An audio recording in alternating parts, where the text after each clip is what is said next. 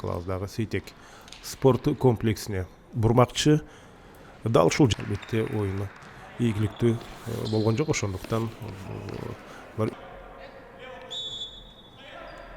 жана азыр сокку теңгелбес кайтарган болчу жана орун алган болчу. Мына бүгүн ошентип жеңүүчүлөрдү аныктайбыз. Оң канаттан сонун кирип барды.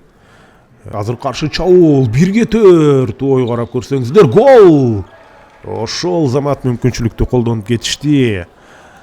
Бул Асаналы Абыл чабуулду аягына чейин барды. Эки тарап тең ачык болчу.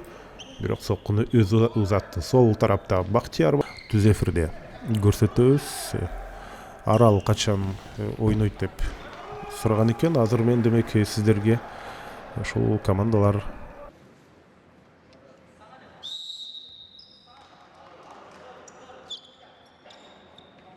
бул жакта медиа тим менен атлет албетте экинчи таймда позицияларын өзгөрттү. Бүгүнкү күнгө каралган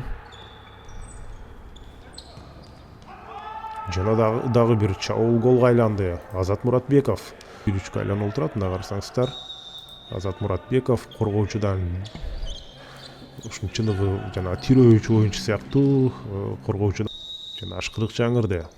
Азат Муратбеков гол! Азат албетте мүмкүнчүлүктү идеалдуу пайдаланды. Ошентип ал Теңгелбес Мусаев дарбазага, бош дарбазага барды. Гол мына! Эми дана гол эмнегедир чындыгында жана ал учурда ал соңуна чыкты. 1-4 жана ошондой эле медиа тим командасы